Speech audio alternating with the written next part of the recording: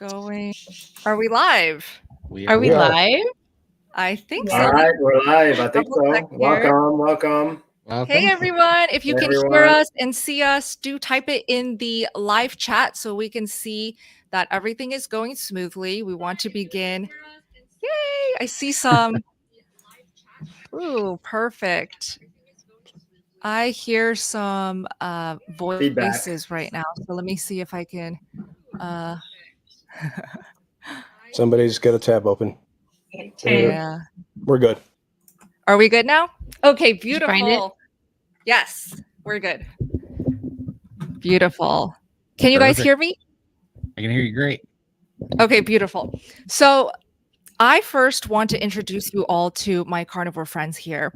I have Coach Raymond with us. I have Coach Emily. I have Todd The Carnivore Cure. I have Lindy, also known as Limitless Lindy. And I have Michael, our amazing Michael K.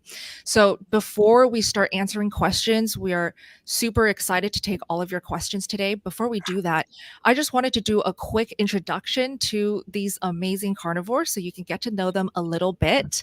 Raymond, introduce yourself real quick.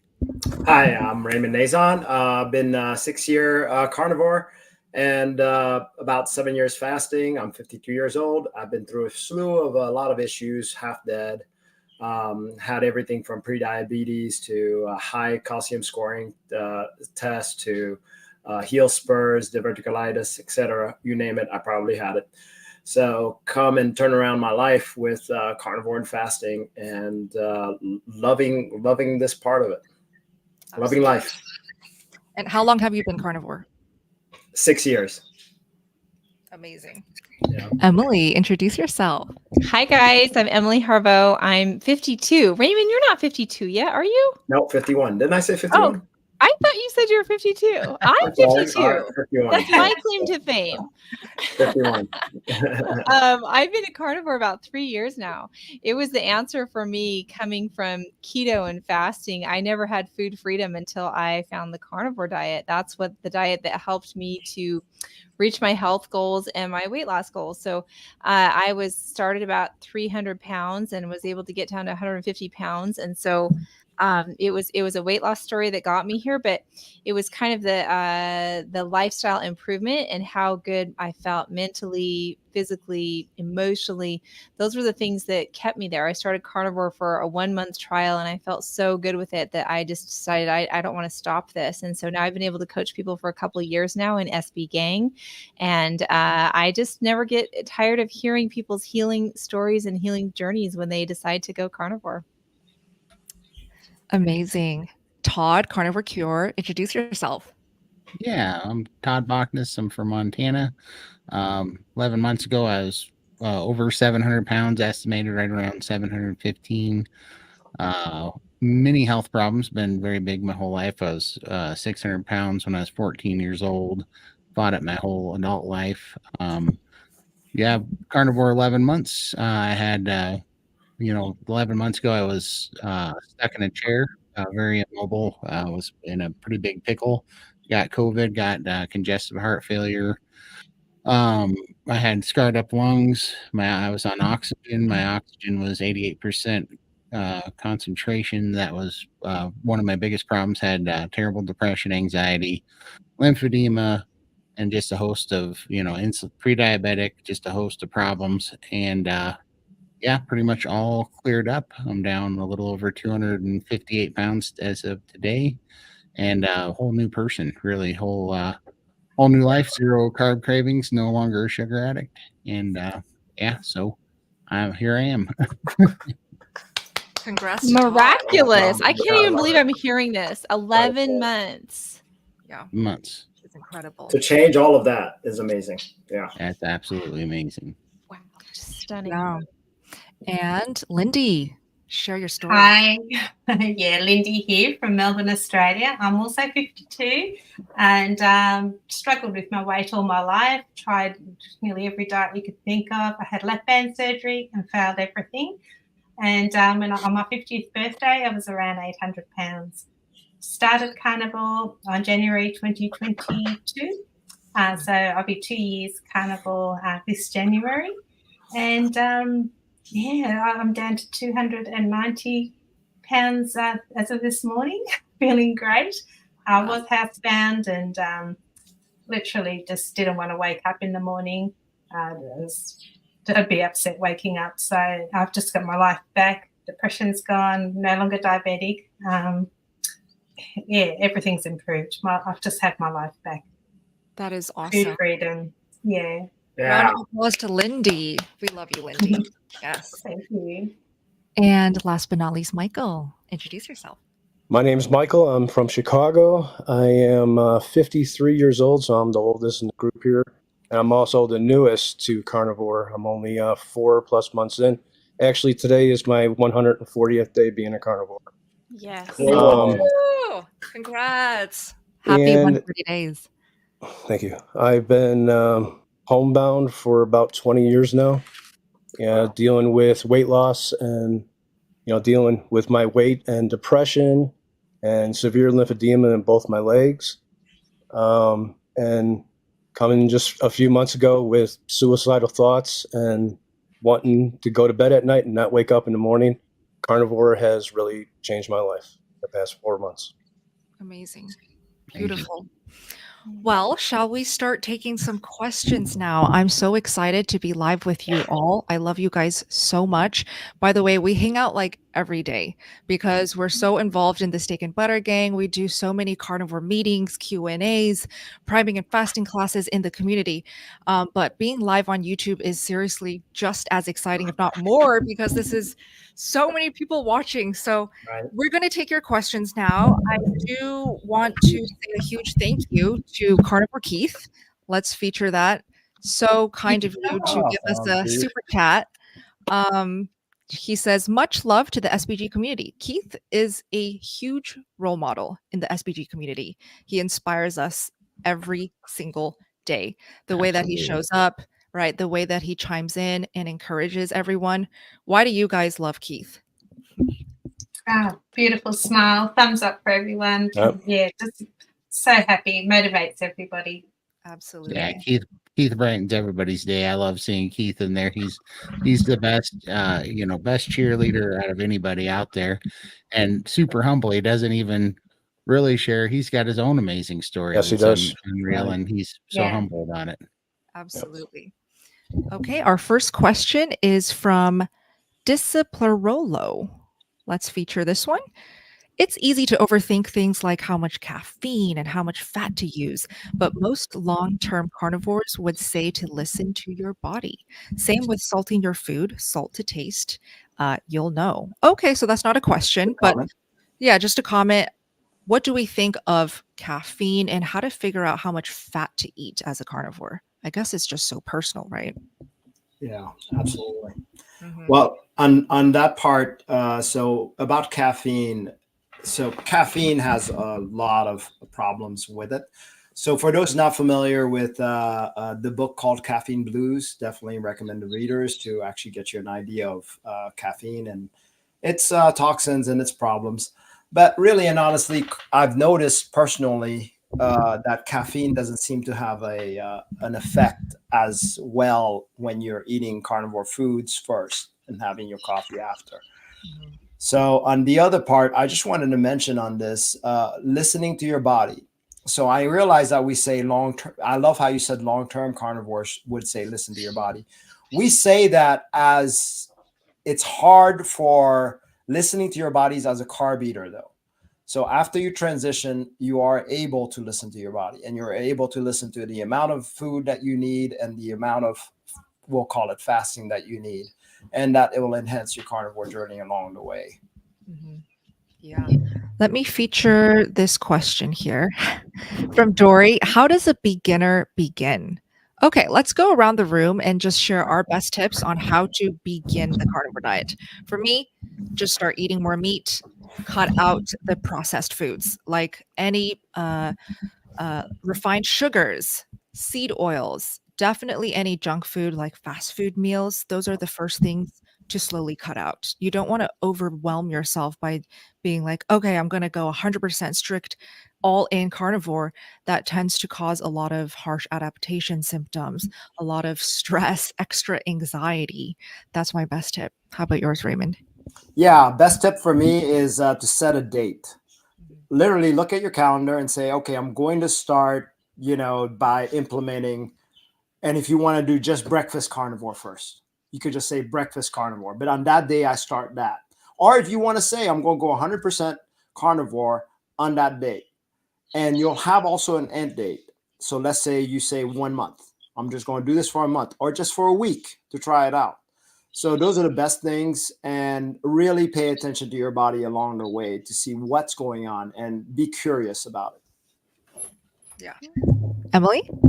I think find a buddy or a partner in crime. That was what helped me, was to document my journey. And so even like when you're starting to kind of take those progress pictures, but when you tell your friend, a supportive friend, you're gonna need to find somebody that's supportive of carnivore. But I think when you have a pre-contemplation, which was what I did for months and months and months before I went carnivore. I just watched all the content out there and the influencers out there. And then, but by the time I was ready to jump in, I set that date. I did that, but I was telling other people about it in my life, like my friends that I knew were supportive. So find a community to be in if you don't have one already, and just tell a buddy that you're doing that, and that will help you to keep to your resolve and to have somebody that's kind of looking out for you on the journey. Todd, your best tip.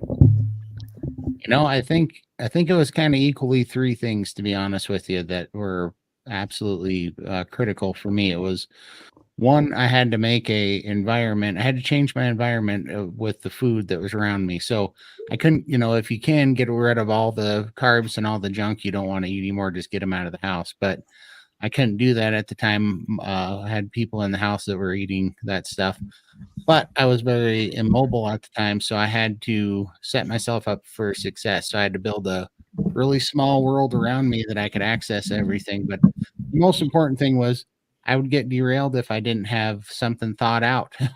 Something as simple as not having it thought out would ruin me. Right.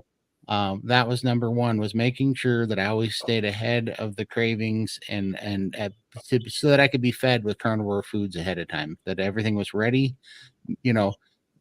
having the things to cook, not having a dirty dish that was going to stop me, or a dirty pot or pan. It sounds stupid, but when you're hungry and you're having a craving, you just got to be able to cook and eat, so, or have it pre-cooked. So that was number one. Number two was I had to have an emergency plan when my brain was lying to me and making me go into the carb cravings.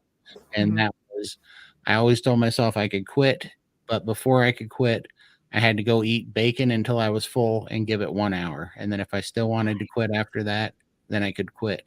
Nice. And that was the thing that made a big difference for me. And then the third thing is being around like-minded people that are sharing information. I had to change my mind. I had to change the way I thought about food. I had to give up the guilt and stuff. And that's where the SBG gang came in for me.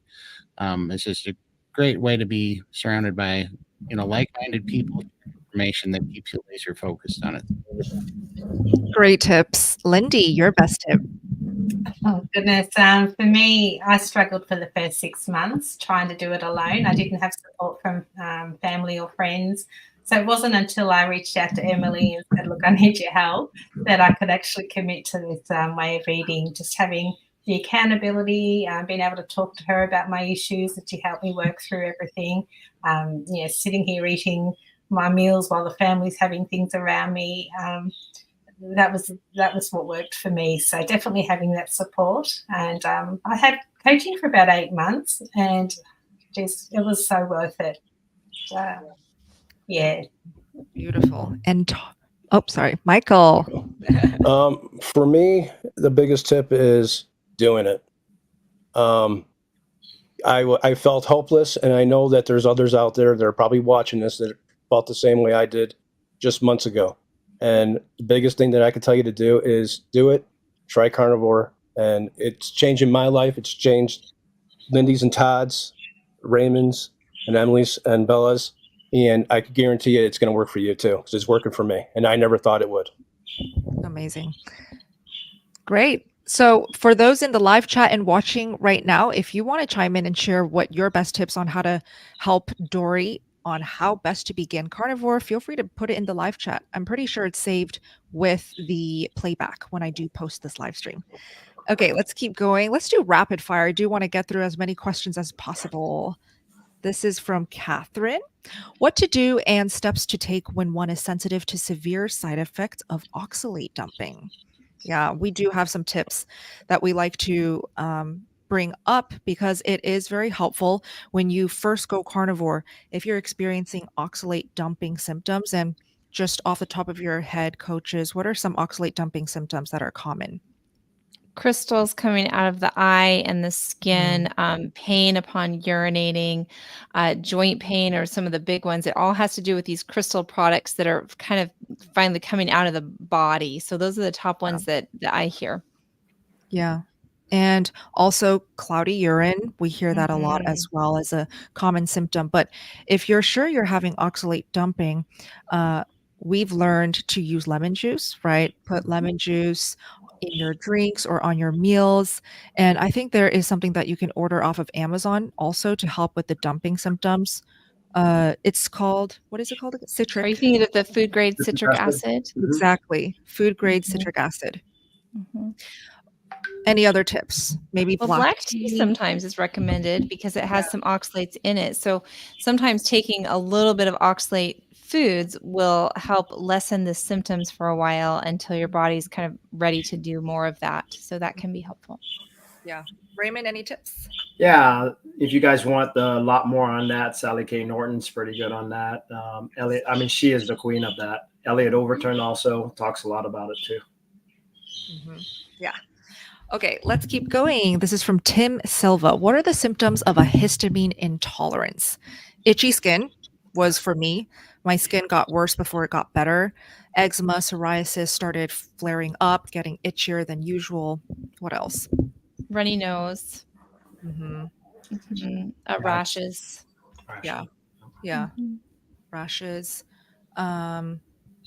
Yeah. And you want to pay attention to which foods are triggering it. It's one of those that, carnivore is a perfect elimination diet. So as you get better about fine tuning and taking these out. So if you take the high histamine foods out and move to more, fresh, getting everything so that it's not set around and that stuff has grown on it. That's what's happening is aged meats where the bacteria have had a chance to grow, even canned fish. Some of these things are classic high histamine. So to try taking the high histamine out and trying a low histamine, such as lamb, billy-doe meats, that can kind of indicate if that's a histamine issue that you've been dealing with. Yeah. And I do want to say that some people with histamine intolerance do eventually get to the point where they can eat some meats later on that is a little bit more aged. Like me, I used to have histamine intolerance. Also, bone broth is one that's high in histamine. So you may be able to handle it a little later on as you do carnivore. Right. Most do. Most really, it's a healing phase, and most do get by it. So I second that. There's so much hope. And then an Instapot is a really great cooking tool if you're dealing with histamine because it's such a it's such a quick, like you wouldn't want to do a crock pot. Let's put it that way. None of the slow cooking methods are going to be good. You want to do quicker ones. Right.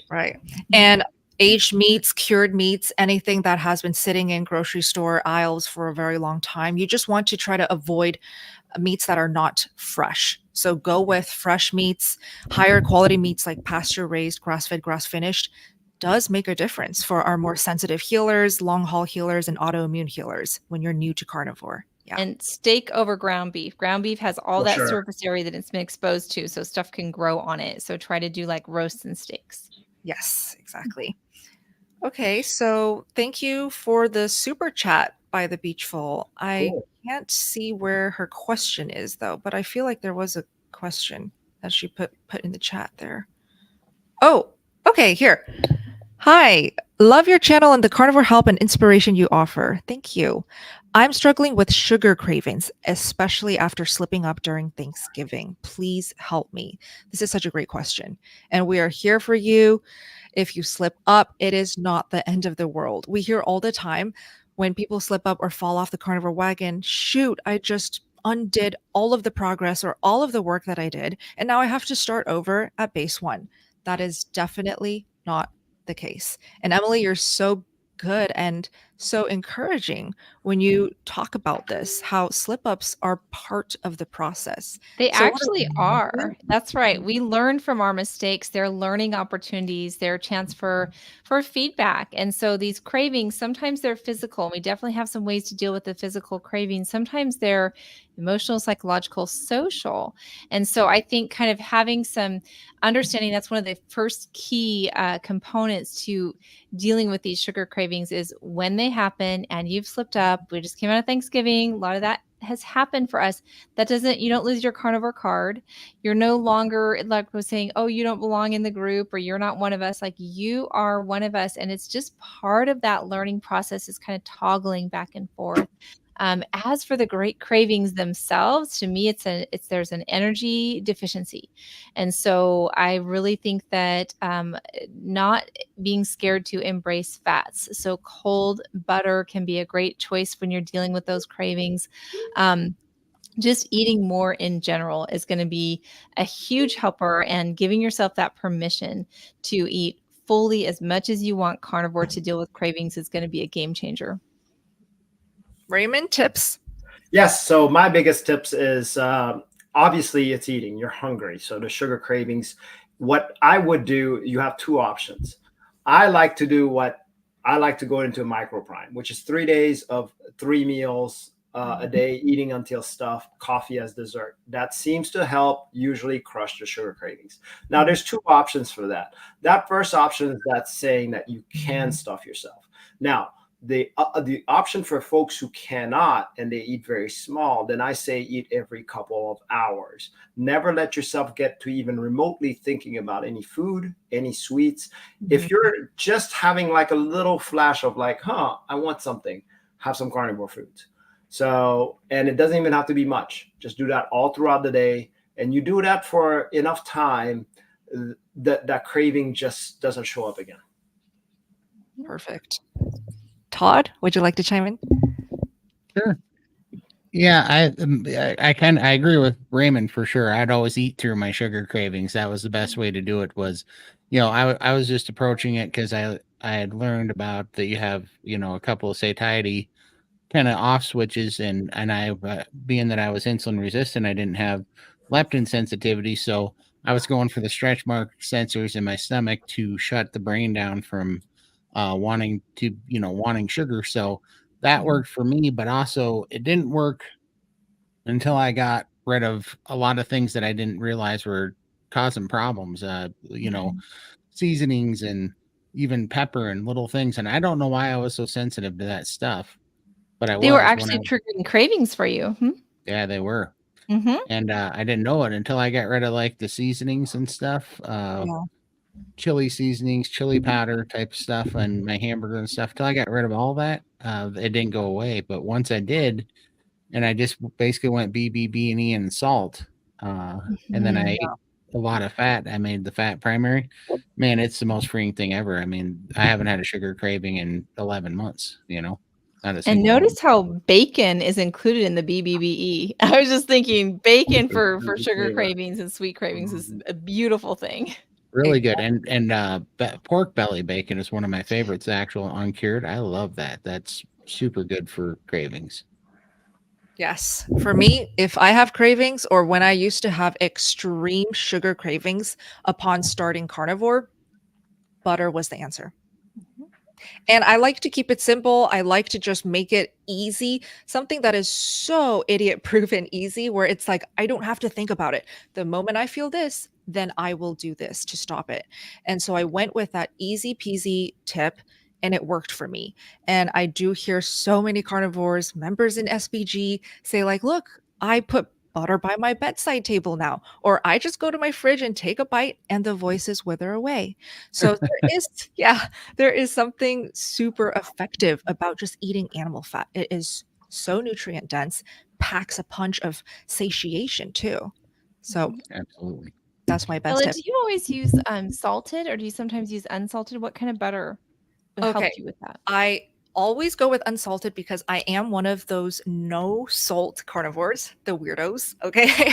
And I just don't eat salt. I don't feel best with salt. Anytime I play around with salt, as in like upping it with Redmond's real salt, I just feel drowsier, less energy, lethargic. I don't sleep as well. I don't have as much, motivation throughout the day to do stuff. And I've tried it multiple times. So when I get off the salt and go back to no salt, I feel incredible again. So of course, this is a very personal preference. Yeah. Excellent. Now, I do want to feature some of our super chats because we're getting a lot. This is insane. Nice. That's great. Thank you. This is our first time going live on my channel, and I just have to say thank you so much for taking time out of your day to join us today. And absolutely, if you want to give us super chats to show your appreciation or just to give us some love, we will prioritize your questions and your comments. So this next one is, wow, from JC. Thank you so much. What is ZAR? Where's that from? What currency is that? Don't know. I've never seen that before. Not sure. Me neither. Well, JC, do let us know where you're connecting from. Can you please address the topic of gout, purines, and uric acid issues? Most doctors say to stay away from red meat to avoid gout. I know. Todd is shaking his head because this is such a myth. Go ahead, Todd. You can start. Oh, I had terrible gout. I had the worst gout. I'd get 8 to 10 flare-ups a year, and I could not walk on my left ankle when those things would come in. And I haven't had a hint of a gout flare-up in 11 months since I went carnivore. And I pretty much, I eat a little bit of pork, but I only eat red meat. And yeah, my doctor told me it was from eating too much red meat. My own doctor told me that. Right. And it is the biggest crock of crap I've ever seen in my life because the gout was terrible. It was just debilitating, and I haven't had any of it. Yeah, carnivore for me was a cure. That's incredible. Raymond, thoughts on gout and carnivore, uric acid, kidneys? So gout is very interesting because I have seen people who do get gout who are on carnivore also. So there are some unlucky ones that do. But I want to say the problem is really insulin resistance. So something about insulin resistant causes this pathway not to work properly and causes like a crystal getting in your big toe, for example, which is what gout is. But is it really at fault for the meat that you're eating? Not necessarily. It actually has, and I understand that meat is high in purine, and that's how they actually get this conclusion, is because red meat is high in purines. And they say that your body can't filter it out properly or quick enough through the kidneys, and that's the issue that comes out. Anyways, this is what I read. Also, I'm not a doctor. I just want to preface that part of the gout. Most of the time, even for the folks that do get the gout, it's not near as bad, and also they eventually get to the point they don't get gouts anymore, or it alleviates it quite a bit. Carnivore does work for the folks who have gout. Unfortunately, this is something that this is a road you have to walk to find out for yourself how it'll do for you. Luckily, Todd didn't stop. He just went ahead, I'm just going to do it. And sure enough, he's had his best, no gout so far, which is great. Exactly. Yeah, and it is like a training on the organs and the kidneys. And so, when you look at the other things in context, like the filtration rate and things like that, then that kind of puts it into perspective. But I like that concept, and that's kind of what we see is that carnivore is strengthening the actual organs. And, for some of it, like actually being exposed to it is helping you to process it more. And so I liked that the thought that you're actually getting stronger and providing tone to these filtration organs that we really want those organs to work well, our liver and our kidneys. And, they're doing big jobs metabolically and getting the toxins out. Like the better they work, the better off we are. Yeah, exactly.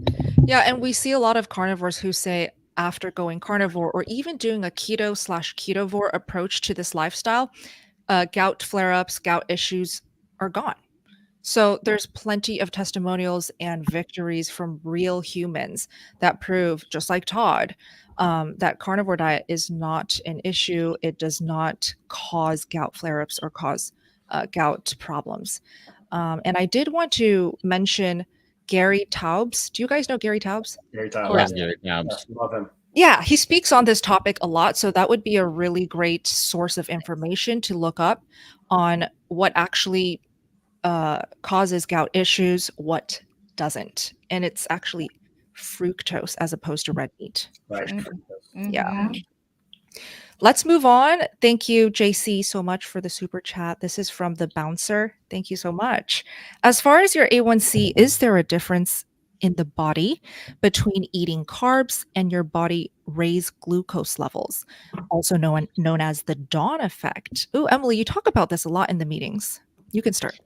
Sure. And so the dawn effect is temporary, and it's related to a cortisol rise. That's a good thing. But I'm not talking about a bad cortisol rise. I'm talking about why we wake up in the morning. And so as that's happening, blood sugar levels are going to be going up and down. There's a lot of things that will bring up blood glucose levels. Exercise will release glycogen and it's stored energy in that form. And so I think that we want to think about what are healthy kind of mountains that are happening in our blood sugar levels, like sometimes stress, because that's getting you in a fight or flight, versus what are pathological and are caused by foods that we're not supposed to be eating. So you kind of want to look at what is causing those. So I think that a lot of people on a carnivore diet, what will happen, insulin resistance heals, blood sugar levels will regulate, and it's going to be a lot better range they're going to be in. But you will see range, and it's kind of this rise and fall, and that's a healthy thing. We're going back and forth between different states, and so having, peaks or mountains in that, and then you're going to have some falls in that too, because there's nothing that's stimulating this crazy spike. In carnivore, we get away from spikes. We don't have big spikes from our food anymore. And so those are the more damaging issues from a blood sugar perspective that will show up on an HbA1c, because of HbA1c is the average of your last 3 months of blood glucose. So those are some things to think about. And in general, your HbA1c is going to improve. You're going to get away from the insulin resistance. You're going to move towards insulin sensitivity, eating a carnivore diet. Add a little bit of fasting in there, you're going to see more and more improvements. You're going to be healing from blood sugar issues and from hyperinsulinemia. I just pulled up my vegan to carnivore blood work just now, nice. Yeah, let's just bring up my numbers just to talk about when I was eating strictly carbs, my A1C versus my A1C on carnivore, 0 carbs. And so it was 5.5 when I was vegan. And then carnivore, 4.7. Wow. Wow. Phenomenal. Personal proof right there. Yes. Carbs versus That's 0 awesome. carbs, animal foods. Yep. Yeah. But Raymond, did you want to chime in? Oh, no, I just wanted to agree. I mean, for me, that was the same case. I was pre-diabetic. Of course, I had all of the markers of pre-diabetes, not just the A1C. So it's important to take a look at the whole. My blood glucose was high. My waist was high, big. And there was so many other factors, weight, whatever. But my A1C, like, pretty quickly resolved. That was one of the first things within 3 months actually went down first. So to a 5.6 from a 6.0, which shows quite a bit. And I see many diabetics, those same issues happening for them.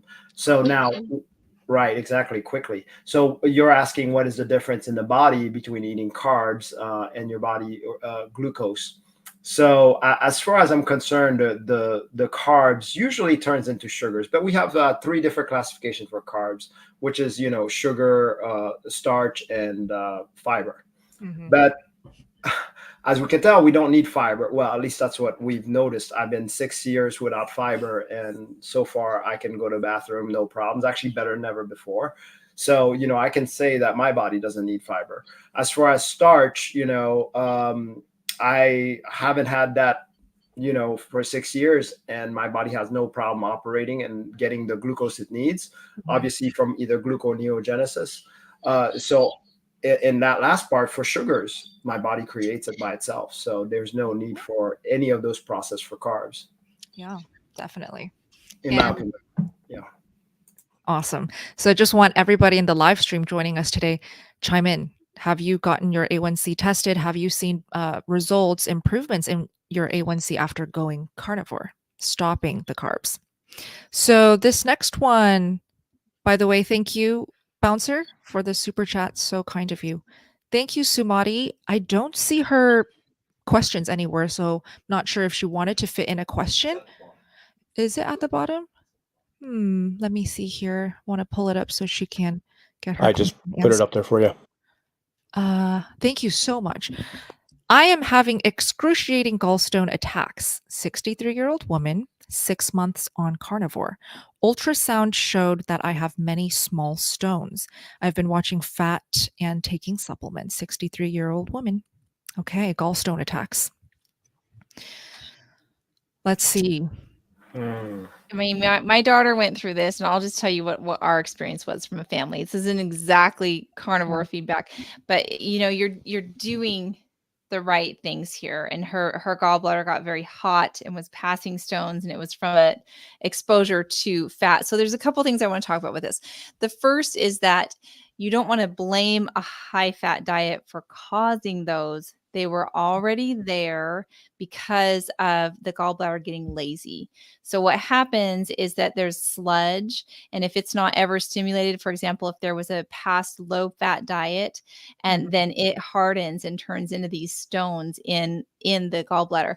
There are also people, unfortunately, that are just formers. They form those gallstones. There's something about them that forms those. So it's not always from a low fat diet, but it's usually from past damage. And then when you're getting into carnivore diet, including lots of fats, then it wants to start working again.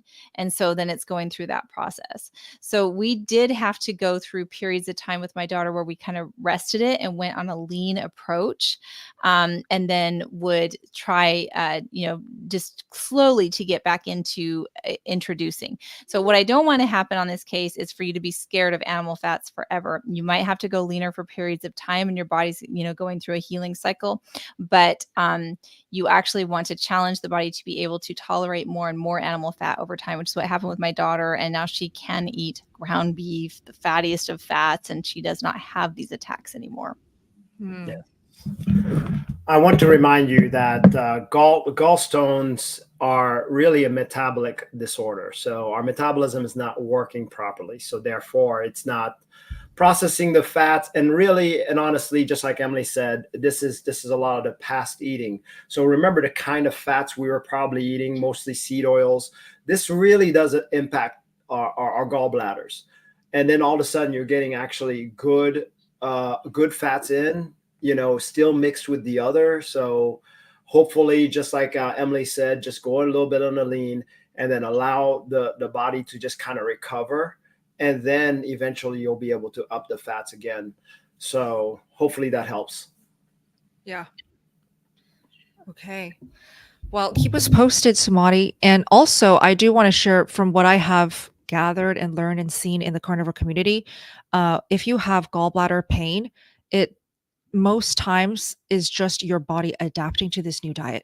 So it could be that your body is starting to convert the fat to energy. And so it's adjusting.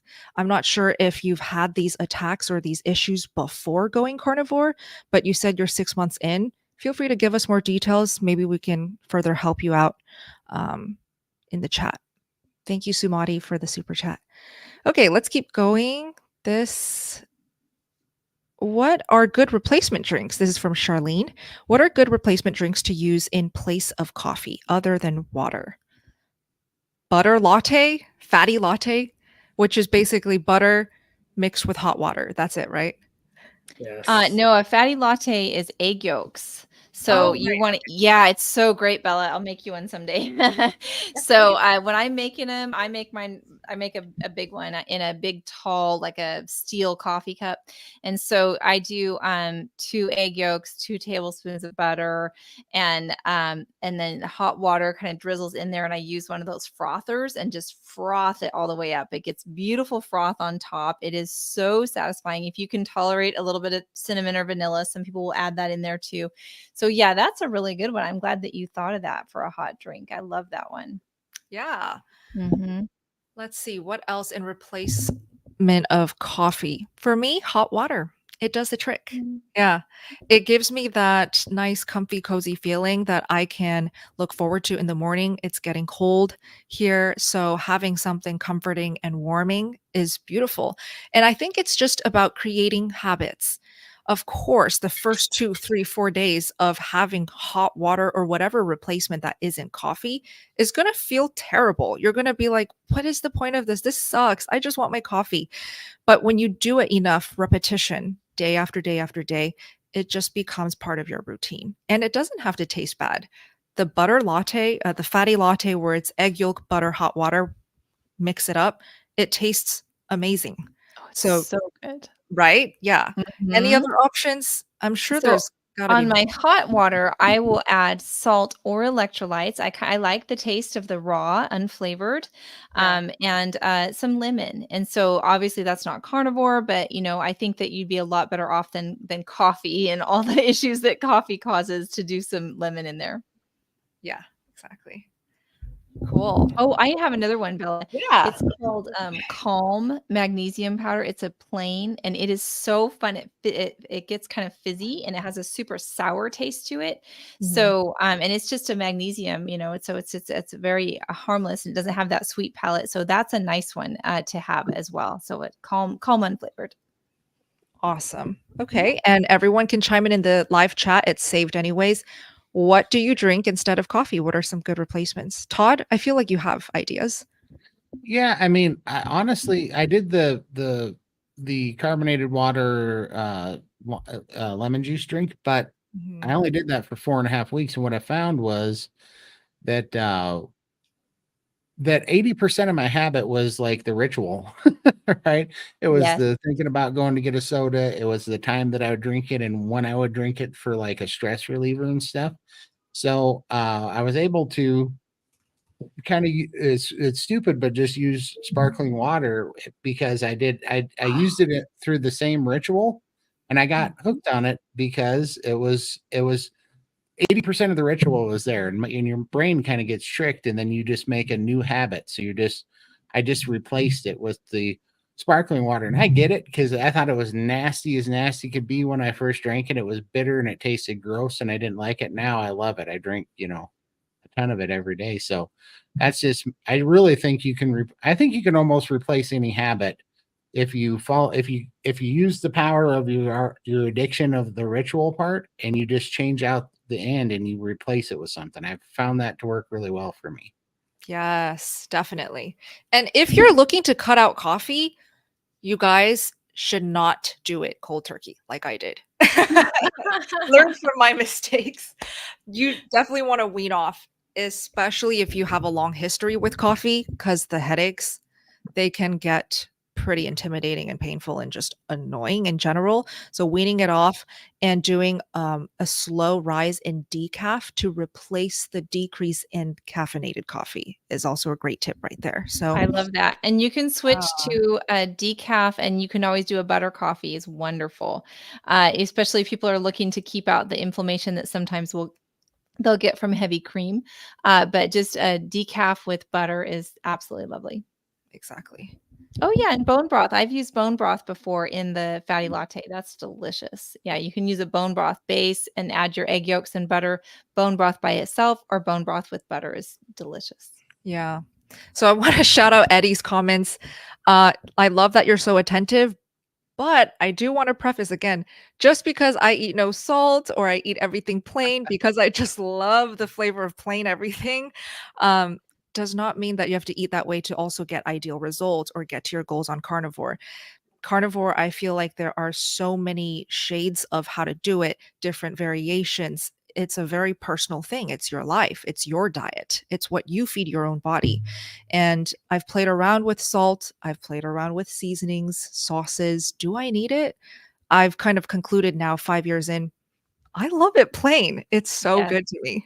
It is. And so much variety. I love how much variety you get, even when you're, not there's a ton of carnivore things that you're choosing not to do, but you still Yeah. eat a huge variety of foods. Yeah. Yes. And I think, I don't know, I think that the beauty of carnivore is that it really is a first, it's an elimination diet. and then you can add things back in. Because the only thing that I consistently had a craving for the entire time this 11 months was vinegar-based things. I don't know why, Oh, but my nice. body likes vinegar. Yeah. And in the last I don't know 6 weeks, I put it back in because I have no negative effect with vinegar, Right. and it Same. helps me I don't digest things better. So Yep. I'm just like, why am I cutting this out? I don't really know. My body seems to want it, and it helps me digest things. It helps me emulsify fats way better. So I'm just taking it, and to me, that's starting. The vinegar profile is taking over the salt profile. Like the more that I have vinegar, the less I want salt. Right. Right. Oh, maybe there's a vinegar latte out there, Todd. Ooh. Could be. It's weird, but I'll drink cold shots of apple cider vinegar when I'm eating Yeah. before my meal, and I love them. Yeah. Nice. Well, I started adding Frank's Red Hot sauce to my meats lately. And the only thing that I don't like about it is the salt. But other than that, it's the vinegary and the cayenne. I don't know what it is. It's like I want it and it tastes good. Right? Yeah. Mhm. I'm having the I same will thing. say too, like sometimes for those that can tolerate spices, which I have been able to so far, they don't trigger me how they do with Todd, but you can make like the dried spices that you would have wanted in a hot, salty broth. And so if you're doing your bone broth or something, you could put whatever those dried spices are that if they don't trigger or bother you, it's like some parsley or some garlic or onion powder or whatever. And that makes a super yummy hot drink to drink on as well. Yes. Lindy, I want to hear from you. Do you do carnivore with seasonings and sauces? I know I just have salt, that's all. But I do like the smoked salt. There's lots of different flavors of smoked salt, and it just changed the whole dish. So yeah, there's lots of different ones I've tried and love those. Awesome. Redmonds make one that's a cherry smoked salt from the Redmonds. That was really good. Yeah. Amazing. I think it's cherry wood, maybe. It was Yeah. smoked cherry. Yeah. Or something. I get mine from Tasmania because it's hard to get the Redmond stuff here. It's very expensive. Just the delivery costs more than the actual salt. But you'll have to stock up when you come and see us in Austin. Come on now. I will. Bring empty Bring an suitcases. extra suitcase. Yeah, I want carnivore bars and carnivore crisps because we can't get them here. So Yeah. Well, I actually want to highlight Lindy and Todd for just a second here. Quick break from the questions and we'll go back to it. Todd and Lindy appeared on Joe Rogan's latest episode with Dr. Sean Baker. Sean is the guy who coined the carnivore diet. He basically founded the carnivore diet. He showed up, I think, on Joe Rogan years ago. Do you remember how long back? 6 years ago. Yep. Wasn't he the guy who kind of dropped the whole carnivore diet term, right? Yeah, the actual term. Right. Exactly. Before Sean Baker called it carnivore diet and carnivore lifestyle, it was called a zero carb. Yeah. Zero carb way of eating or a zero carb diet. And so Dr. Baker brought up Lindy's phenomenal story, Todd's phenomenal transformation so far on Joe Rogan's episode. And it's at the 40-minute mark, right? Yeah, it's 48 minutes. Yep. 48-minute mark if you guys want to see how they introduced these two incredible carnivores. And I just wanted to take a moment to celebrate Lindy and Todd for sharing their story to the world. It is changing lives. That was crazy. Absolutely phenomenal. Yeah. How did it feel to see your face on that episode? And you didn't even know it.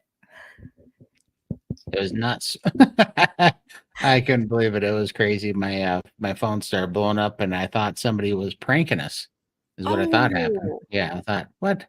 We're not on Joe Rogan because my email started lighting up in my Instagram. But yeah, it was crazy, especially because I'm a big Joe Rogan fan, and I was just like, man, I cannot believe that happened. That was such. I mean, because it's been 100 days since I've been on YouTube, so 100 days ago I wasn't even going to let anybody know about this because it was, it was a crazy diet, right? It was lunacy to think that this was a way of eating, and now it's so obvious, Mm-hmm.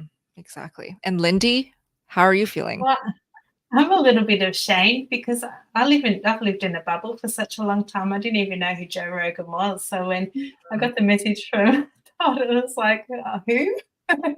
And now Cute. that I look and I see all these views and all these subscribers, and I just started feeling very overwhelmed. But I've had a lot of really good comments and feedback and emails. Yeah, very supportive. So I feel good about it. But yeah, I do feel a bit bad for not knowing who he was. So apologies to Joe Rogan. No I'll worries. Maybe start- you can tell him in person when we're in Austin. Oh, be yeah. fun. If that happens, yeah. Yeah, sounds good. Incredible. Yeah, you guys have to check out their channels. Lindy, Todd, and Michael, they do weekly live streams, answering questions, talking all about carnivore as well. And their channels are incredible. Such a place of love and inspiration. Yeah, we're actually doing a live stream a little bit later today because we have Oh, perfect. a weekly Sunday show called 700 Plus and Counting Carnivore Diet Transformations. And me and Lindy and Michael do it because we got together and we were talking. And when we started carnivore, we were all very uncertain that it would work for us because we believed in carnivore, but at the same time, we didn't see anybody in our group, our weight size, our bracket there that had done it before. So we kind of just thought we were all too far gone. But then we got, we all got here. And so we put a show out there because we were all, me and Lindy and Michael, we were all searching the internet for somebody like us that had done it through carnivore so we could see an example, and we didn't see that. So now we're putting that on Sundays. So Awesome. Yeah, check them Wow. out. Every Sunday you guys are doing some shows over there, yeah? Yep, Live. for sure. Perfect. Beautiful. Okay, I don't want to neglect our generous super chats here. So thank you, Micah. I believe Micah is in the Steak and Butter Gang. I've seen his profile a couple times. So wow. thank you. Let me see if he attached something to ask us. Okay, here it is. Bella, your work inspires not only dietary success, but a holistic sense of thriving and camaraderie. Wow, thank you. I wish I could give enough thanks for giving me a place to make some friends. Lord knows I needed it. That's so That's incredible. awesome. I am That's so happy you're part of the community. Thank you so much for sharing. And I'm happy that you found a place that you belong to. Thank you, Micah. Do we have another super chat? Oh, wow. There's so many chats that I have to start organizing a little bit here. Steven, thank you so much for your super chat. And his question is here. Potassium has been a big problem for me. Is it so bad to have a daily banana? Raymond, you're perfect. Well, first of all, is it so bad to have a daily banana? One banana, there are some people that I actually tell to start out with one banana for the first week, one banana a day for the first week, and choose however you want it. You just allowed one banana. And the following week, you start trying to wean off. So you go half a banana. And from there, usually people drop their own banana by themselves, and they're like, no, I don't even feel like it, and they just go carnivore. But really, I don't know if it's for the potassium. Again, meat has plenty of potassium on it, so just kind of curious why you want the banana. But it has helped a lot of people transition through the carnivore diet. Yeah, absolutely. And yeah, with potassium, again, for me, I get all of the electrolytes and minerals just through my meats. Whatever seafood that I'm eating, the eggs that I'm eating, the raw dairy that I'm eating is giving me a lot of nutrients, minerals, and electrolytes as well. So I think, Stephen, if you just give it more time to adapt to carnivore, also if you eat your meats a little bit more rare, less well done, less cooked through, that also gives you a lot more nutrient density. Okay, let's keep going. Oh, I see another one. Let me find her question or his question. Let me see. Thank you for, nope, that's not the one. This is the one. Thank you for your question, Steak Lover. Carnivore since 2021. I haven't seen the scale move much. I'm 51. I think it may be that I undereat or I eat dairy. I guess I'm feeling like I have given up on so much that dairy is needed. So the scale's not moving much, and she's been carnivore since 2021. Okay, I'll chime in first. So with weight loss that's not happening with carnivore, it doesn't always have to do with, well, what are you not eating or what are you eating too much of? We often neglect the topic of how's your sleep? How well do you sleep at night? And daily stress. Are you having extremely high stress in your daily work, daily personal life? Are you getting a lot of cortisol spikes? Are you force fasting? Maybe that tends to backfire when you're trying to lose weight. And Emily, you can go ahead. Absolutely. So I like how she was identifying that under eating could have been one of the issues. Because yeah, chronic dieting and chronic under eating your body will go into protect mode and it will refuse to release fat. So I definitely, in this situation, myself being such a faster, that I would include fasting, but it's a different kind of fasting. It's a nourished fast. And we do teach this in the Steak and Butter Gang. So we start with feasting, we start with priming, and then we go into different, usually water fasting, step by step, in a very gradual process. I do think that was good awareness that dairy could be an issue as well. But I love what Bella is saying, that there's so many different things that factor into the story about how does this weight loss journey go. I mean, carnivore isn't necessarily a weight loss protocol. It's a health first protocol.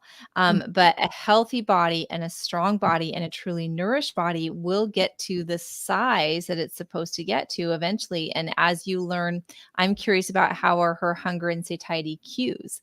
Are you ever, playing with that? Are you ever, that's kind of one of our main points in the priming program, is that to relearn your satiety and hunger cues. And oftentimes getting in touch with those cues is key to helping people get to a better weight for themselves. Yeah, exactly. Todd, Lindy, any thoughts on this one? Yeah, I mean, oh, yep, you go ahead. For me, I can't moderate dairy. That's why I choose not to have it. It does, it's too difficult to moderate that for me. So that's all I think about dairy. But Yeah. sorry. Yeah, I had the same. Oh, no worries. I had the same problem with dairy. I had to completely drop it. I know for a fact if I have dairy, it's gonna be stalling. I still have it every once in a while I didn't take it out of my, it's not, I don't even call it like a cheat food. It's just something I do for a treat every once in a while, but it doesn't make me crave carbs, but it does slow it down to a screeching halt. I will not lose weight when I'm eating dairy. But the biggest thing for me was I underate and I fasted too long. Since doing the priming protocol, that's what snapped me out of that. When I did OMAD for 9 months, I actually ended up that last 3 months, really nothing was happening because everything had slowed down to a screeching halt and I was under eating. So that was actually I'm finding was a big problem for me. So, yeah, the over fasting, there is definitely fine lines that you don't want to go over and step over, because again, it can backfire on your weight loss goals, and on your hormones as well. So this is why Coach Raymond and Emily, I am in awe of how they teach fasting, because they actually don't emphasize too much on the not eating part. They emphasize completely on the eating part, the nourishment part. And I have been seeing chat box comments and questions talk about priming. What is priming today? And let's just go through it, like a really general overview of what priming is all about, just so we can introduce it to our new viewers. Raymond, go ahead. Yeah, well, we're about to have a class over there in about an hour, actually. So True we will story. be talking a lot about priming in a little bit. Yeah. But priming basically is very simple. It's nourishing your body with carnivore foods only. It is very much needed for the carnivore foods only. It is eating first thing when you get up. You start making your breakfast. And the idea is never to go hungry. So every meal you eat, you will be eating it until stuffed. What does stuffed means? Once you're full, that's when your journey starts. Yep. And that's when you're actually starting to put in a little bit more and more until you feel like you, and when I say stuffed, I do mean comfortably stuffed, because you can overshoot it for some people. So the other thing is make sure you have your coffee or any type of non-carnivore drinks as a dessert, making sure that you are getting properly fed what you need over that extended time. It lasts for usually we try to get people to do it for about 2 weeks. Some people need more, some less, very few less. And you learn what true satiety is, what true like satisfaction and freedom from cravings, that's where you learn it, is all during priming. Yeah. Yeah, Amazing. we have had so many people that have broken through stalls. And the funny thing about stalls and set points is sometimes there's a bump before it comes down and breaks the other way. But like Todd was saying on OMAD, we see stalls all the time. The body just goes for that homeostasis. And so we really teach fasting variability. And so the feasting and the fasting, the variability of all of this is something that makes a huge difference in seeing those successes over time. And bold comments on the dairy from Todd and Lindy. And I do agree. I don't like to admit it because I'm kind of an addict. I even just hearing them talk about it is like, oh man, that is so true. And that levels me and that brings me into accountability too. I do find that like Raymond, when you're getting strong enough where you can do more fasting, that the dairy's not as much of an issue, because then you're going to have maybe you're going to get to an alternate day fast period. And so you're going to have an entire day where there's nothing, including dairy, coming in on those days. Yeah. Absolutely. It's hard not to like shout from the rooftops about just how healing and powerful and effective priming can be, because we've just seen too many carnivores try out priming, go through the whole process, and so many of their issues, health concerns, diseases are better, reversed, completely gone. And for me personally, my binge eating, my sugar cravings, my hormone healing that I wanted to achieve, it was completely met when I started priming. So there really is a lot of truth to just eating more, allowing yourself to just eat as much as you want. So I'll just put the link up. Yeah, go ahead, Todd. I was just going to say, I can tell you, I've only 9 weeks into priming, basically. And it fixed my insomnia. That was one of my biggest problems, was not sleeping. It completely fixed that. And then I'm moving fluid better for my lymphedema, which is huge. But the one that's freaking me out in the last couple of days is my hair's growing back. Like, I really started paying attention to it. I cannot believe how much hair I've actually grown. It's ridiculous. I lost my hair when I was I've 8. never seen your hair, Todd. Yeah, I'm bald as can be, but the thing is, it's really stupid, but my hair used to be down here. This was my hairline down here. I've grown over an inch of this hairline up. It's going up toward the top of my head, it's so almost 3/4 of an inch on both sides has come up. And I had to pull out old pictures to look at it, and I'm like, yeah, that's actually, my hair is really actually coming back. It's crazy. My mom's noticed it the other day. She was squinting and she goes, "Are you growing hair?" And my mom's 81 with bad eyesight. So I was like, whoa. Yeah. Amazing. That is Okay, I have a couple of questions and comments. One, is mom eating more meat? Yes, she is. Good. She is. Good. Yeah. And then my second comment is, we actually do hear this story all the time with women with priming of getting thicker hair and stopping hair loss. So priming is an excellent thing to do for hair loss. And we've had a lot of women at all different ages that get their color back in their hair, get their cycles back. Maybe they didn't want it back, but that comes back. And so I love priming. To me, is like the ultimate present that you can give yourself, and we don't know what's inside that box. And I love all of these like surprising things that people are getting when they experience priming. Yeah, it's crazy. Oh my gosh. So I just put up the URL on the screen just in case anybody is curious to start priming with us. Coach Emily and Raymond teach priming classes, plus, of course, their fasting classes to go along with priming every single week in the Steak and Butter Gang. And you can just go to sbgmeetup.com. If you guys want to just join the Steak and Butter Gang as a free member to get a feeling of the culture there and the love and the support you can get, just email me, sbgchallenge@gmail.com. I'll give you the free invite to join our free forum. And priming classes are in our monthly challenges, Nadia. I believe we got some more super chats, so let's just keep going. If you guys don't mind, if you need to drop off, I'll just be here doing the live. This is so much fun. I'm loving it. Okay, good. Yay. Thank you so much, Exploring with Dave. So generous of you. He says, for all the effort you have put into this, thanks so much. You and others have enhanced my understanding of nutrition and made my life much better. You're so kind. Thank you so much, Dave. It's my honor. Kind words. Thank you. Absolutely. Yeah. Enhanced my understanding. I love that. That's great. Okay, we have another super chat from JC again. Hi. Here in South Africa, we often have no electricity for long periods of time. What are some good survival food options to stock up on in general that do not need refrigeration or freezing? You can Good can question. any meat. You can can Yep. any meat. Yeah. So true. Pemmican. Yes. Pemmican. Hmm. Now, yeah, Bitlong. You're in South Africa. Yeah. What is Bitlong's Bitlong, perfect. Coach Raymond?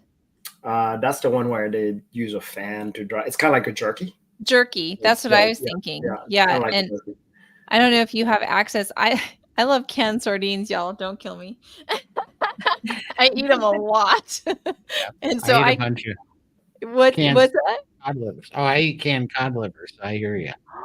Oh, yum. I love those too. Wow, yeah, those are good. I Those are heard good. they're delicious. And that's a premium fat. If you want to talk about, upping your like omega-3s, like cod Right. liver and the fat that it's in, like Yeah. good stuff. Good stuff. Don't do too much, might get you sick. But yeah. That's true. Good point.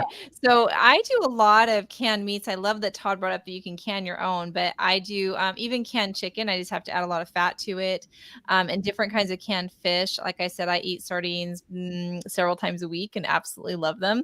But I love what we're talking about. Pemmican, which is like a tallow with dried meat, and the jerkies. The jerky trend is hot this year, y'all. That's what everybody's doing in the carnivore space. And we just made a ton of jerky yesterday. So we've got big bags of it that are stored up and ready. That's awesome.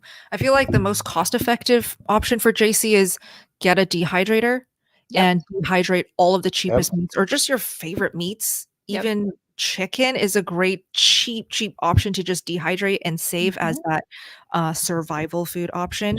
And once it's dehydrated, it lasts so much longer, right? Without going bad. Oh, absolutely. And dip it in tallow if you like that. That's what I love. I dip all my stuff in tallow. And so I have some purchased tallow brands that I will stock up and buy tons of tubs of it. But when we were on the brink of all the supply chain, the chains going bad and all that, I just bought so much fat because fat keeps forever. And so, that was something that was really helpful as well. Awesome. Michael, do you have any tips on survival food ideas? Spam. Oh, Why not? Hey. Hey, Well, it works. It's not the best. It does have modified starch potato, but that's about it. But you're right. It actually can work. It's great at a pinch and cheap. Yeah. It's definitely cheap. Yeah. But like in the right category though, any canned meats really Tuna, will last forever. Yeah. Yep. Tuna, salmon. I love canned salmon. So good. It's delicious. Yeah. Awesome. Okay, let's keep going. I do want to do as many questions as possible, but I want to prioritize the super chats. And we just got another one. Thank you, Isabella. Now, Isabella, where is your question? I want to find it so we can answer real quick here. Unless she didn't put a question. She might not have. It's not showing up. Hi, Isabella. I know you're in the gang too. If you have a question, we'll make sure to prioritize it. So type it in the chat box. Okay, this one is from Kimberly. Hello, carnivores. I'm wondering if you guys can talk about water, how much we should be drinking a day. Also, is distilled water good if you add element to it? What is the cleanest water or electrolyte? So let's start with how much should we be drinking a day? Again, so personal. I feel like drink to thirst. Keep it simple. Definitely. Keep it easy. Definitely. Yeah. So just drink to thirst. I drink a lot. I probably drink more than I need to, but I don't know. I've always got sparkling waters, plain water, some kind of water around. But yeah, just when you're thirsty, your body will tell you that. And our meat has water in it too. So yeah. Exactly. I finally started cutting down my water because I drink so much. I'll drink 2.5 gallons of water a day, pretty easy, And so since I've been getting coached from Raymond, he brought up dry fasting. So now on my fasting days, I will drink water up to 13 hours after my last meal. And then once I know I'm in that fasting pace, I try to dry fast for the remainder of the fast. And that's actually been helping me with fluid retention and stuff. And it's making it so that my body doesn't crave so much water all the time. Because Nice. that is one thing that I have a thing with. I crave a lot of water. Mm-hmm. Yeah. Lindy, how much water do you drink? Do you have like a goal that you Not a lot. I've got this bottle, usually 1 day or 2 days, and I drink a bottle. I don't drink a lot of water. I carry it around with me everywhere. I just forget to drink it. So, yeah, I don't drink a lot. I need to drink more. Yeah. Drink to thirst is a really good guideline to go by, because I feel like when a lot of us go carnivore or realize the truth about actual proper nutrition, good health, how to eat to be truly healthy, we also start unlearning a lot of things that we grew up thinking that you have to achieve. Like, you got to have 1 to 2 liters of water every day. Actually, you don't. And you can feel amazing without having to kill yourself to drink so much water. And with the electrolytes, Kimberly, what is distilled water good if you add element to it? I mean, with the element electrolytes, troubleshoot with that, because you don't always need to lean on electrolyte supplements throughout your whole carnivore journey. I see a lot of carnivores who really need it when they first start, and then over time, they just wean off of it and they don't need it every single day or as much. Yeah, you want to be sensitive with any supplement that you might not need it forever, that your body takes over and gets stronger, especially the more you're eating carnivore. And so it's not like a sentence that if there's a certain supplement or electrolytes that are helping you for a particular time, that could change over time. And that's kind of a cool thing when the body starts taking over. Mm-hmm. Exactly. Okay. So I see Isabella's question now. She says, how can I reframe in my mind looking forward to Sundays, which has always been my off diet day, eat whatever I desire type of day? So, how to reframe her mind. One of the good ways to do that, I think, is that if you want to stay in the ballpark. I mean, if you want to stay carnivore, have an off day like Sunday for adding a little bit of dairy in, for example, just a little treat yourself, or be a little heavier on the snackier type foods like ham, salami, the more dirty carnivore type foods, canned foods, whatnots. And that can give you enough of a variety to make you feel like that's still a treat day. And even in those days, you can even look at things like oopsie cakes, or just different type of carnivore dishes like the carnivore waffles, stuff like that. Yeah, absolutely. Treat yourself, but make it carnivore, right? We love the carnivore ice cream recipes. So many people in the carnivore community love Dr. Kiltz's carnivore ice cream. That's a really popular one. You don't have to add sugar to it or sweeteners. You can keep 100% nice and carnivore. I know, Emily, you have a lot of ideas. Oh, I do. There's so many foods that you can dip into, but my first thought was thinking about the things that really bring you joy and all the ways that we can treat ourselves that are non-food. And so kind of making a list for yourself, like maybe it's a hot bath, or maybe it's a sauna, or a massage. How about a Sunday massage? Kind of have some other things, because I mean, we do need to replenish and fill up our tank. And like, I know I've seen Lindy will go with girls' dates and they'll get their nails done. Like, that's a really special thing that you look forward to, and you get a lot of just relief and that just self-care and self-love. So I was thinking, just maybe make yourself a list of things that just really bring you a lot of joy outside of the food stuff. Yeah, exactly.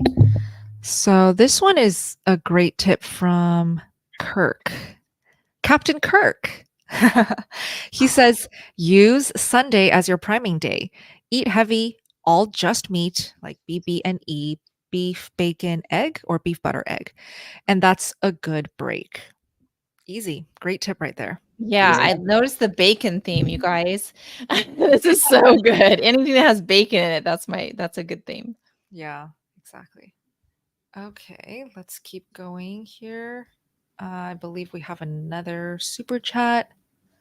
Let me just finish Isabella's question though. Feeling good on carnivore all week, so my off diet day choices are dairy and sometimes restaurant food like sweet potato fries, cheese curds, mozzarella sticks, rarely pizza slice or two. So her Sundays truly are like carb days as well. Yeah. Gotcha. Cheese curds, those are delicious. Have you tried those, Bella? I don't know if they I make have them raw. I've never tried those. Are they My like just fried cheese? No. Cheese curds are different. I'm not exactly sure. Maybe post and comment if you guys know. But my daughter did a tour at a college that offers cheese making classes and things, and she came home with these cheese curds. You can get them at Trader Joe's as well. But nice. yeah, they're just they're heavenly. I don't know how to describe them. They're like these little pods, and they're so good. Yum. Yeah, lean on dairy, Isabella. Mhm. See if that makes a difference in your Sunday fun days. Mm. Okay, let me feature Billy's comment. Thank you so much for the super chat. Your community, particularly the NSV meetings, those are our favorite meetings in the They State are. Gang. They're a Yeah. party every Friday night, and we give away prizes, so it's super fun. Priming class literally saved my life when I had nowhere else to go and no one else to care for me. Wish I could do more, but $10 is all I got for now. Oh my gosh, that's still so generous. Thank you so much. Very generous. Thank you. Thank you so much. I'm so I happy you're part of the live team. for those NSB calls. I was, I've been like, we need to call these like miracle moments or, whatever, because they're just so energizing. And we found that the best way to eat, and it's showing up in really miraculous ways and in small ways. Big and small miracles happen. And it's so fun to share about those on our Friday night calls. So I'm really happy that he mentioned that. Yeah, absolutely. And Why do they're- you love NSV? Yeah, non-scale victories, just to be clear for you. Yeah. Yes. NSV equals non-scale victories. And yeah, it's just a great time to reflect because we often rush through the carnivore process and we're focusing on goals, which is great. And we forget about all the things that are changing in our bodies. So it's so funny in these NSV meetings, we hear someone say, "Oh, I realized my back pain went away." And then in the chat, there will be people back like piggybacking on that. Oh yeah, me too. Well, now that you mentioned that, me too. And it's just a great way to remind yourself, like, wow, I'm really healing. I'm getting better. I'm getting healthier. One NSV for me is, and I'm surprised I'm saying this, but I was able to finally trim my own toenails in over 20 plus years. So that to me, that's huge because I hate asking anybody else to do that for me. Yeah, Michael, that's amazing. Michael, I mean, an NSV that I've noticed for you is you said you'd never be the person that's be out here talking to people, right? No. Yeah, Nope. That's amazing too. That Yeah, we get to for hang out sure. with you, we get to see you, Yeah. your camera's on, you're engaged. Like When those are miracles. When I first started SBG, my camera was always off. I just listening and watching, and you guys just all inspired me. All of you up here are amazing people that have changed my life so much, and I'm truly thankful for that. Yeah. Well, this is why I love being part of this carnivore community because guess how Michael met us? Because he found Lindy on YouTube, right? Michael, you were Yep. watching one of Lindy and Todd's live streams and you And chimed Todd. in. Yep. Yeah. That's just incredible about how you can catch friendships just like that in this community. People We are all understand each other, Yep. yeah. And I know there's more out there like me, like Lindy and Todd, that are struggling. And this is changing my life. It's changed everybody else's too. It can work for you. I promise you. Try it. Absolutely. So, I mean, I don't think I would be doing a live stream like this with these 5 incredible people without the internet. So yes, I love the internet. I love Right. YouTube, but I love this carnivore community. And I just want to share that you can really connect on a deep level if you just show up to these free events, live streams. Every carnivore now is doing amazing live streams, right? I just started today. I'll do more if you guys want. Put it in the chat if you like this type of setup and live stream Q&A. We'll do more as a team, as a carnivore group. But all of our favorite carnivores, I feel like they all do live streams, right? What are some great carnivores you guys want to shout out? Top of your head, Todd. I like, a big fan of Kerry Man and obviously Sean Baker and Ken Berry and those guys. But Kerry Man, Adam, those guys, they do, they're doing great work. And I love what those guys are doing with the carnivore documentary and everything. So, yeah, absolutely. Dr. Hampton. We love Yes. Dr. Hampton. Amen. He's the incredible. best. Oh my gosh, what a genius. He knows everything about everything. It's incredible. Yes, he really does. And he's hilarious. So That's a great combo right there. And it's cute. Yeah. Let me just feature some follow-ups regarding priming since we were talking about it. Ooh, Lisa Wiedemann. We love Dr. Wiedemann. I think she does a lot of great lives, like weekly lives on her channel. She does weekly lives. Yeah. Yeah, definitely check her out. Luzelle, Uh, yeah, go ahead. I was gonna say Dr. Kiltz. He Oh, does lives every Dr. Kiltz morning. every day. Dr. 5 Phil. a.m. Yeah. Yes, 5 a.m. Shout out to Dr. Kiltz. He's going to be a guest in SBG this month. So Luzelle says, can I still join the challenge? Yes, you can. You can join anytime throughout any month. You can just hop on the live Zoom calls and start asking questions, being part of the community, connecting the moment you sign up. We have meetings every other day. And it's just a great time to learn, connect, stay accountable. And yes, we do have priming coming up in exactly 1 hour and 40 minutes. So if you guys join the challenge, you'll be able to directly hop on that priming kickoff Zoom call taught by these two, Coach Raymond, Coach Emily. And I'll just put up the link for anyone new, sbgmeetup.com. Let's keep going. Let's see. Okay, I see the chat box here.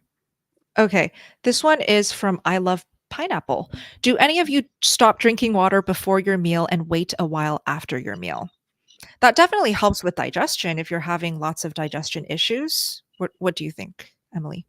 Absolutely. I often drink my meals without water, but that's because I drink so much. Otherwise, I just always got to drink by me. So I love that though. I don't need to have a glass of water when I'm eating at all.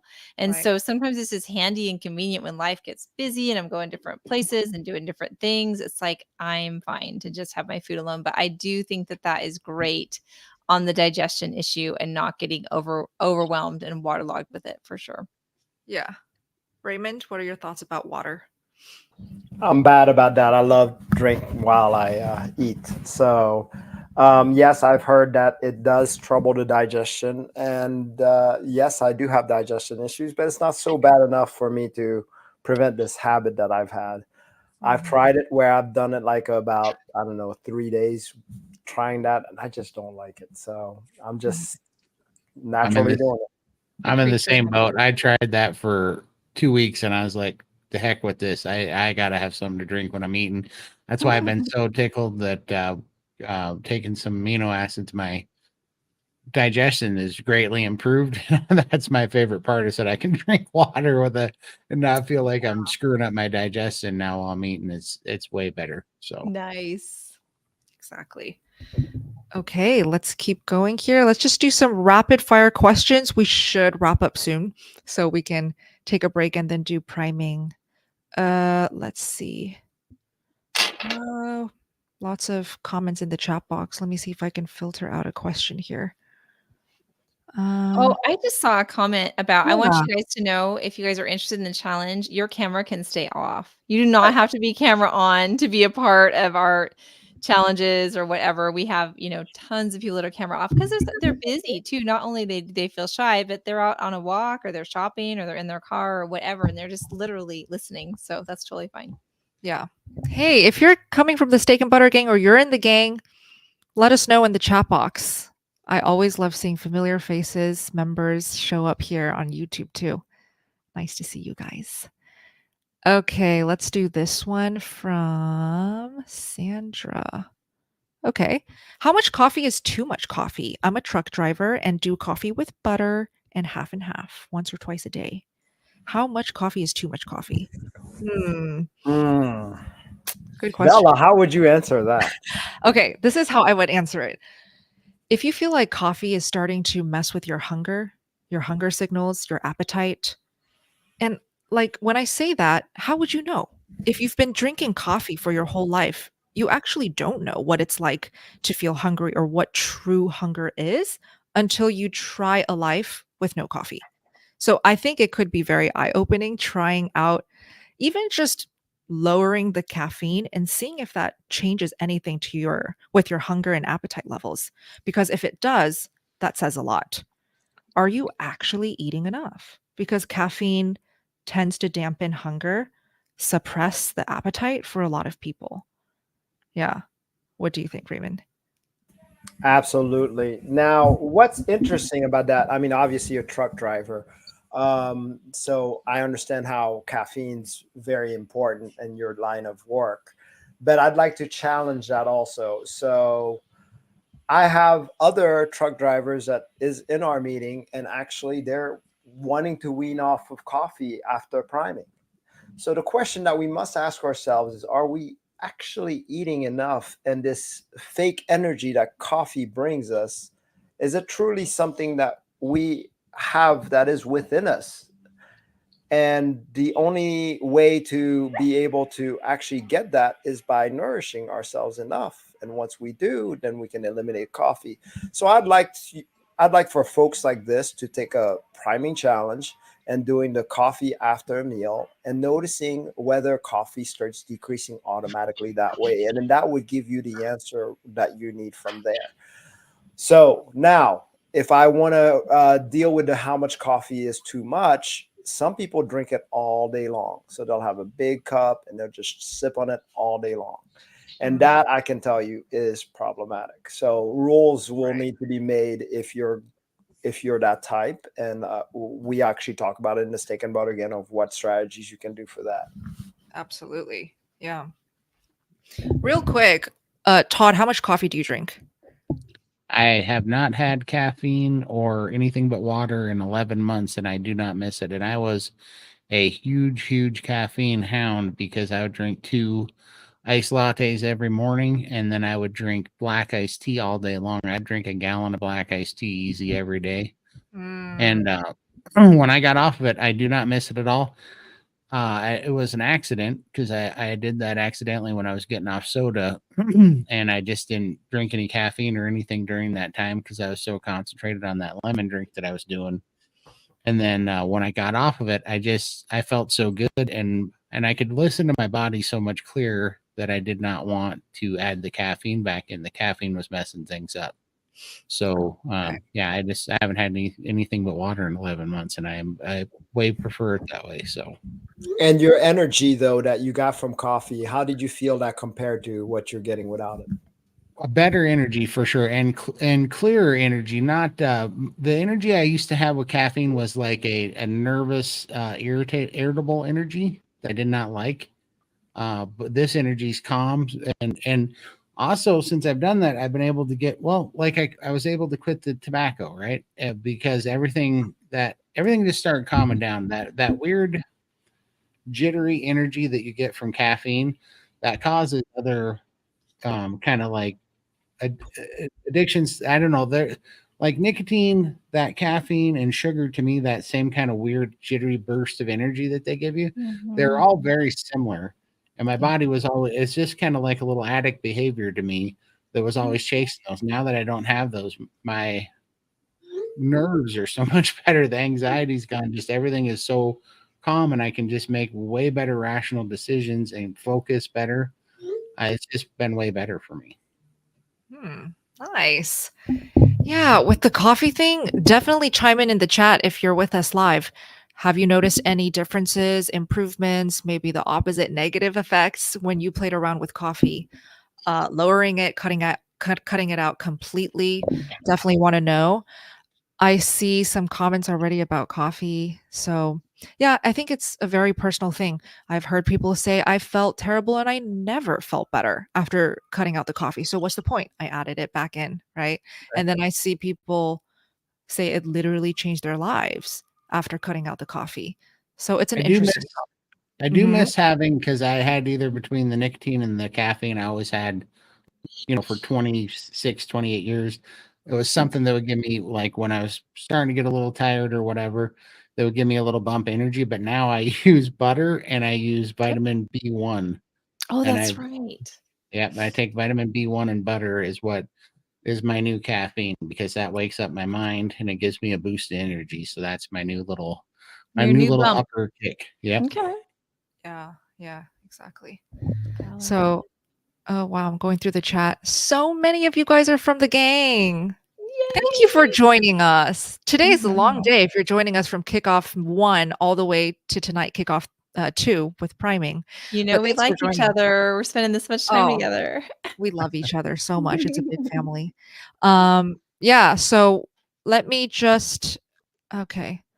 If you guys want to join the gang for free, just email me. I want to give out as many free invites as possible, but I do it privately just so we don't get any vegan trolls or people who are trying to sabotage or annoy us because we eat meat.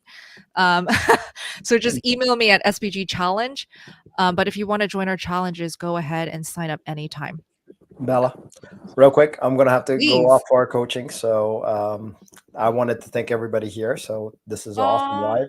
I wish I didn't Raymond. have to leave early, but yeah, It's Thank you okay. for being here. Thank you it for was being here, awesome. So Raymond. thank you. Thank We'll you, see you everyone. at priming. Yes, Yes, see see you at you at priming. Perfect. See you Thank you. very soon.